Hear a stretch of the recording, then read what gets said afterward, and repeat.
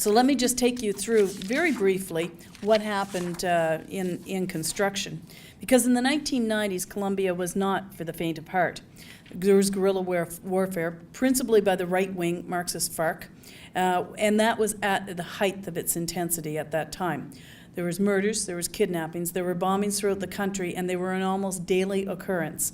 And many of these acts of violence were carried out against oil installations. The strategy of FARC was to prevent oil production and oil exports, thus crippling the government by denying the infusion of money from oil sales, as well as denying development within the country by discouraging foreign investment.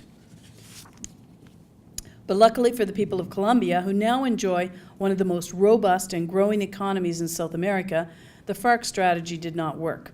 Companies such as BP and Enbridge adopted a risk mitigation program focused entirely on defensive positioning. In this way, the Ocensa system could be built safely and securely. And by 1997, construction was complete, and a new export route from Cusiana to the offshore tanker loading facilities in the Caribbean at Coveñas was inaugurated. And the engineers in the audience will appreciate this slide. And this, to show you the profile that we go through, we rise from just over 350 meters above sea level at Cusiana Cupiagua to an altitude of almost 3 kilometers above sea level at the highest point, which is also called Alto de las Flores. And then the Miraflores pumping station is literally perched on the peak of a mountain. It actually is a spectacular thing to see. So who's there right now? There are more than 50 serious oil and gas explorers, and there are lots of Canadian companies and international oil and gas companies currently working in Colombia. Just them throwing up this slide just to give you a flavor of how much interest there is in this country. And for those of you who are at the CCA breakfast this morning, you heard some of the reasons why there has been so much interest in making foreign direct investments into Colombia, and which is because the government has had the foresight to structure some very attractive terms and contracts. So let's just review quickly what some of the oil statistics are from the EIA. In 2009, the net crude oil production was 680,000 barrels. Now, the peak of production was probably about a little over 1 million barrels, but that was in 2000. So it went down, and now it's going back up. However, the proven reserves are approximately 1.3 billion barrels, and it is the 4th largest producer in South America. And their consumption, their internal consumption, is about 1/2 of the production, so the remaining half is exported through 2 terminals, one that's operated by Ocensa and the other one that is very close by, also in Coveñas, operated by Ecopetrol. And in 2009, I think you'll find this an interesting statistic, there was almost $3 billion in foreign direct investment strictly in the oil side of Colombia, and it expected that in this year, in 2010, there will be $3.5 billion invested. So the right-of-way, which is, I'm sorry, this is taken out of a helicopter, but this is the pipeline right-of-way going right up the spine of this treacherous mountain. It traverses some of the most spectacular scenery to be found in the world of pipelines. It's both breathtaking and it's dangerous, though. The beauty is easy to see, but the danger is not always apparent. Many sections of the right-of-way contain landmines. Colombia has the unfortunate statistic of having the highest percentage of innocent victims of landmines in the world. In many situations, our pipeline response time is greatly impacted by the need to deploy an army brigade to sweep and clear the area before it can be considered safe for civilian workers to enter. And although we don't see a lot of activity right now in planting new landmines, as anyone who's been involved in this issue is aware, landmines can sit undetected for literally decades, up to hundreds of years. And so once they've been laid, you always have to be cognizant of them. But let me summarize for you, after our 15 years in Colombia, overall what was the Enbridge experience. And I would have to say that we would not hesitate to go back and make another investment today. I want to be very clear about that. It was an extremely positive experience. And why is that? Number one has to be the quality of the workforce. Colombia has a very high and well-developed level of education system, a lot of support for education.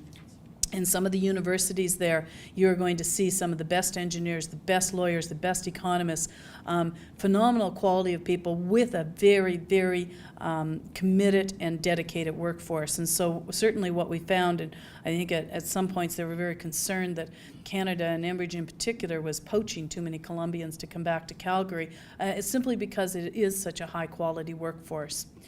Second is the business climate. Certainly, we've been very impressed.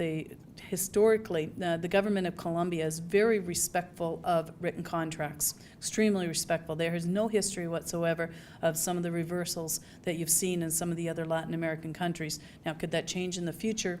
Possibly. However, there's absolutely no indication that is going to. And so the business climate, there's a very understanding at all levels of society on the need to enable business in order to move forward with prosperity.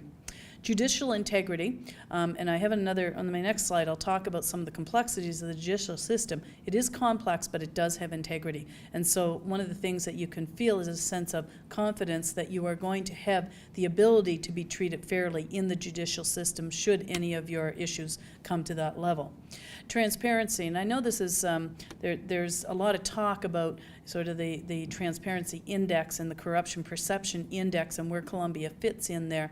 The reality is, I can tell you, after 3.5 years of doing business at a very, with a budget of about $120 million a year down there, not once did I ever experience even the slightest form of corruption. I polled my Colombian friends.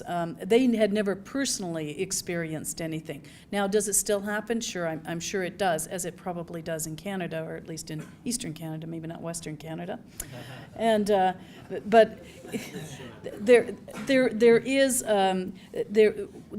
a need and a drive for transparency. And so more and more what we were seeing was requests, because we were a major taxpayer in a lot of jurisdictions, we were having opportunities where the governor would invite us and invite the mayors of all the towns who had received taxes and royalties from the pipeline in that region to give a public accounting of exactly what that money was spent on.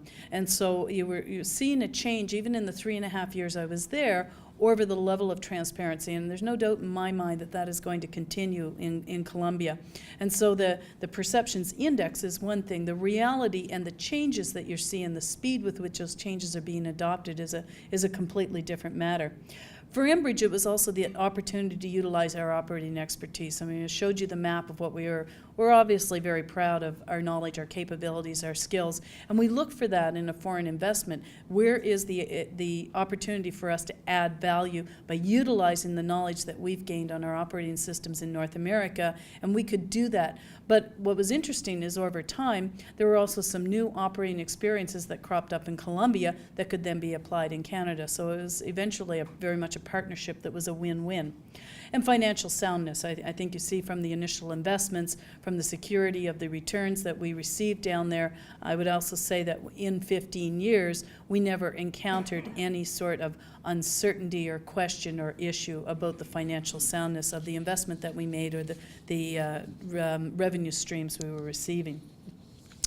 So if you're going to go to Colombia, what would be Enbridge's perception of the tips that you need to keep in mind in order to be successful? The first thing is that the legal system is fair, but it is very complex, extremely different from the Canadian system. And because of that, and because there are a high degree of emphasis on education and a lot of lawyers in Colombia, there are many exceptional lawyers.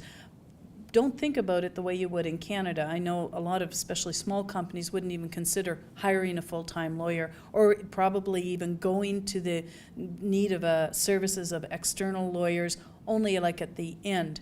My request to you is reverse that thinking and bring lawyers on, because you will find that compared to the Canadian cost, it's relatively inexpensive, and you will certainly save yourself that money in the long run by having somebody who has a good, strong legal background to give you that advice and guidance very early on. I think it's critical to succeed.